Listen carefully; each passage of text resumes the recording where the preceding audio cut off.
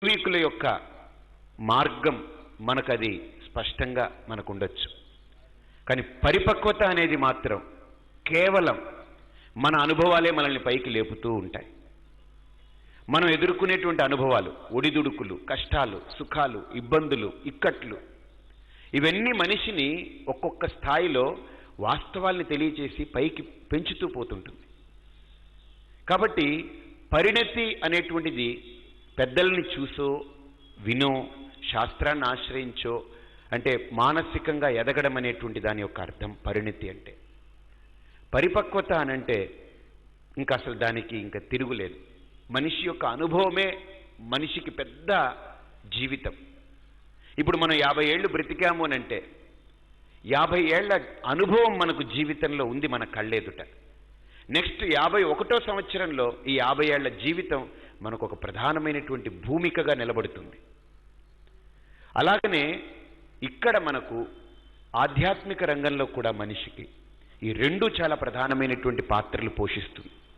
అందుకనే పరిణతికి పరిపక్వతకు 2 అధ్యాయాలు కేటాయించి 16వ అధ్యాయాన్ని దైవ అసుర సంపద్ విభాగ యోగంగా, 17వ అధ్యాయాన్ని శ్రద్ధాత్రయ విభాగ యోగంగా, ఈ రెండింటినీ కూడా మనకు శ్రీకృష్ణ పరమాత్మ మన ముందు ఆవిష్కరించారు. కాబట్టి మన మనస్సుని మనమే తెరిచిపెట్టుకుని సరిగ్గా విచారణ చేయగలగడం అనేటువంటిది ఆధ్యాత్మిక సాధనలో అది ఒక ప్రధానమైనటువంటి సాధన అంగం. మన మనస్సుని మనం తెరిచిపెట్టుకోకుండా, మన మనస్సుని మనం అర్థం చేసుకోకుండా, మన మనస్సుని కనుక మనం క్వశ్చన్ చేయకుండా దాన్ని ఇగ్నోర్ చేస్తూ పోతే ఆధ్యాత్మికంగా ఒక వ్యక్తి ఎదగలేడు. కాబట్టి నిరంతరం ఒక సాధకుడు తన మనస్సుని ప్రశ్న వేసుకుంటూ పోవడమే ఒక ప్రధానమైనటువంటి లక్ష్యంగా సాధకుడికి చెప్పబడుతుంది. అందులో భాగంగానే ఒక ఆయన అంటారనమాట, చాలా గొప్ప వాక్యం అది, చాలా బాగా నచ్చినటువంటి అంశం. మనం ఏదైనా ఒక ఊరు వెళ్ళాం, అక్కడ ఒక వారం రోజులు ఉంటాం. మనం వంట చేసుకున్నానికి సరుకులన్నీ తెచ్చుకుంటారు, కాయగూరలు, ఈ అపరాలు, పప్పులు, ఉప్పులు, బియ్యం అంతా తెచ్చుకుంటారు. ఇక ఆఖరి రోజు ప్రయాణం అవుతున్నప్పుడు మీరు చూడండి, ఉన్నవన్నీ వండేస్తారు, ఉన్న పదార్థాలన్నీ వాడేస్తారు. ఇంకా ఏదైనా మిగిలిపోతే ఎవరినైనా పిలిచి ఇచ్చేస్తాం. ఎందుకని మనం ప్రయాణమై వెళ్ళిపోతున్నాం కనుక ఇవన్నిటినీ మూట కట్టుకుని వెళ్ళడం భావ్యం కాదు కనుక ఈ నూనె, ఉప్పు, పప్పు, బియ్యం ఇవన్నీ మూట కట్టుకోలేం కనుక అఫ్కోర్స్ అది కూడా కట్టుకునే వాళ్ళు ఉంటారు కొంతమంది, ఏదైనా మిగిలిన కొద్దో గొప్ప. కానీ సహజంగా వాటిని మ్యాక్సిమం వినియోగించేసుకుని ఇంకేదో అరోకొరో మిగిలి ఉంటే వాటిని కూడా ఎవరైనా వాడుకుంటారని ఇచ్చేస్తారు కదా. అలాగనే ఈ లోకంలో మనం కూడా ప్రయాణం అవ్వడానికి వచ్చామే కానీ ఇక్కడ 100% ఉండిపోవడానికి రాలేదు. ఇక్కడ ప్రయాణమై వెళ్ళిపోవాలి, కానీ అక్కడ ప్రయాణం తెలుసు 7 రోజుల తర్వాత వెళతామని. ఇక్కడ ప్రయాణం మనకు తెలియదు ఏ రోజు వెళతామని. ఏ రోజైనా సిద్ధంగా ఉండాలి. కాబట్టి హాయిగా ఉన్న వాటిని చక్కగా దాన్ని వినియోగించుకొని ఇతరులకి ఇస్తే సద్వినియోగం, నేను వాడుకుంటే అది వినియోగం, ఆత్మ వినియోగం. కాబట్టి మనం వినియోగించుకోవడం, ఇతరులకి ఇచ్చి సద్వినియోగం చేయడం, ఇది రెండూ చేసుకుంటూ జీవితంలో ముందుకెళ్ళి ఏ రోజు వెళ్ళవలసి వస్తుందో ఆ రోజు గురించి సంసిద్ధంగా ఉన్నటువంటి వ్యక్తి లోకంలో ఆధ్యాత్మిక సాధనకు గొప్ప మార్క్స్ కొట్టేసినటువంటి సాధకుడు అవుతాడు. అతను గొప్పగా మార్క్స్ కొట్టిన సాధకుడు అవుతాడు. అతను నిజంగా చాలా ప్రిపేర్డ్గా ఉంటాడు. అంటే యో న హృష్యతి న ద్వేష్టి న శోచతి న కాంక్షతి శుభ అశుభ పరిత్యాగి భక్తిమాన్ మే ప్రియో నరహ. ఒక్క కాన్సెప్ట్ మీద శ్రీకృష్ణ పరమాత్మ అంటాడు. ఇక్కడ ప్రయాణం జరుగుతుంది, ఇక్కడ నిరంతరం మనం ప్రయాణం, రోజు days are counted, counting days ఇక్కడ కూడా. కానీ ఇక్కడ ప్రయాణం అయిపోయి అంటే వెళ్ళిపోయే రోజు తెలియదు ఇక్కడ. బట్ అక్కడ తెలుసు కనుక మనం అన్నీ సర్దేస్తున్నాం. కానీ ఇక్కడ తెలియదు కనుక డే 1 నుంచే సర్దుకుని రెడీగా ఉండు.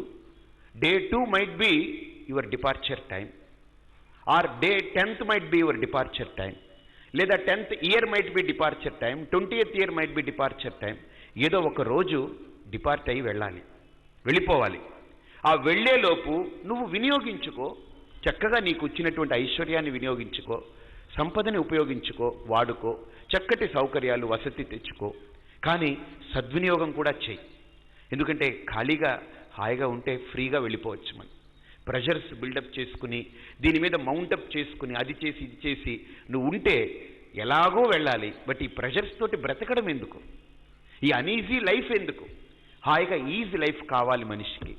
నిజంగా అది చాలా థాట్ ప్రొవోకింగ్.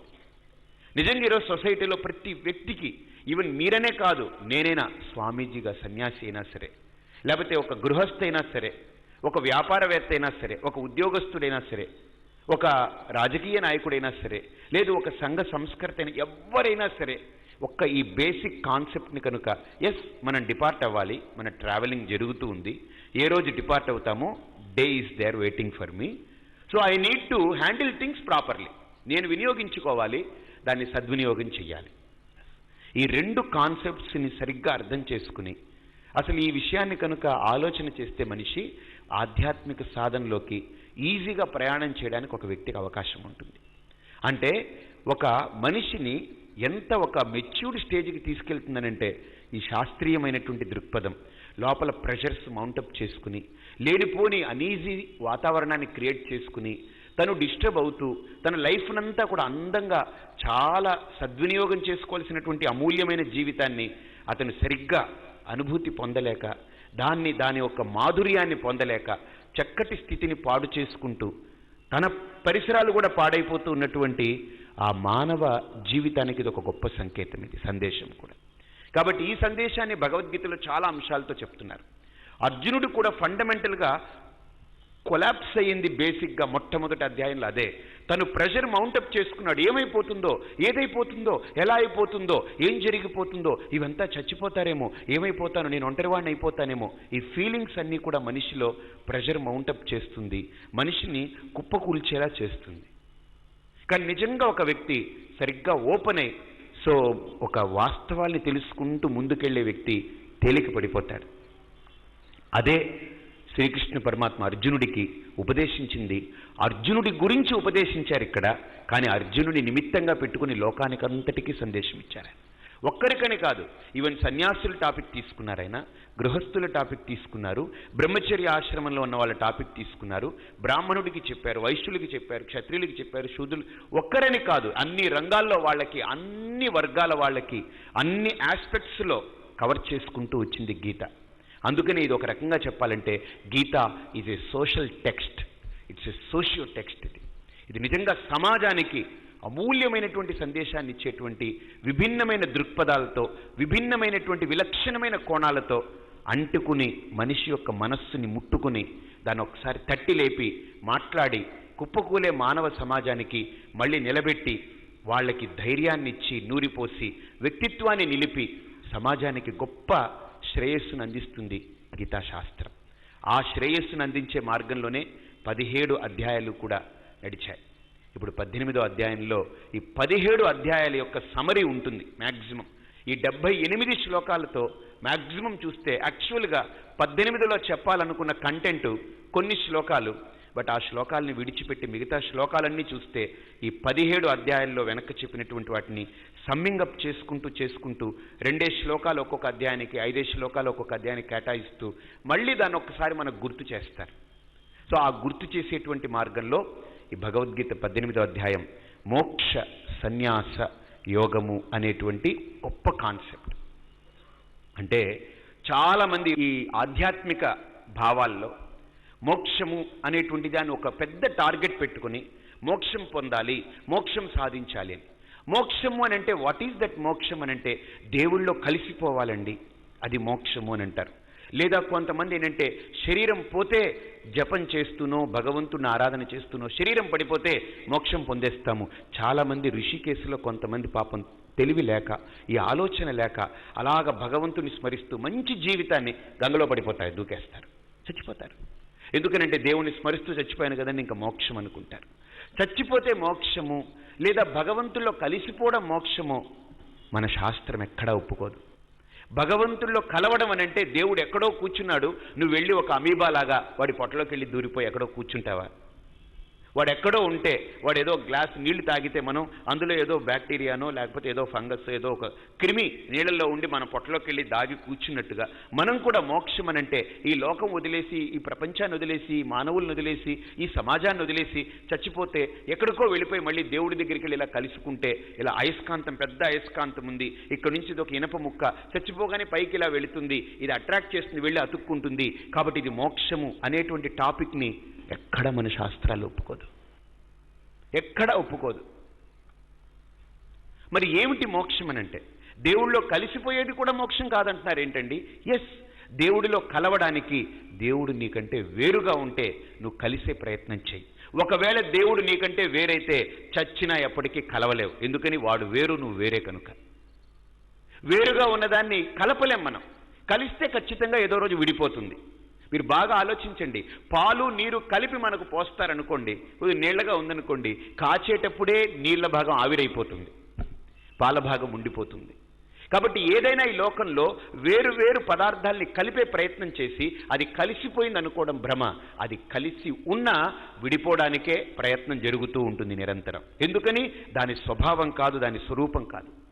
కాబట్టి ఇక్కడ చాలా మంది ఆస్పెక్ట్ ఏంటంటే మోక్షం కావాలి అని ఏదో ఒక విభిన్నమైన ఆలోచనతో ఉంటారు. కానీ ఇక్కడ శాస్త్రం అంటుంది మోక్షము అని అంటే, శంకరులు చాలా క్లియర్గా అంటారు, చచ్చిపోయిన తర్వాత ఎక్కడికో వెళ్ళిపోవడం, ఇలా ఆలోచనలు ఇవి కాదు.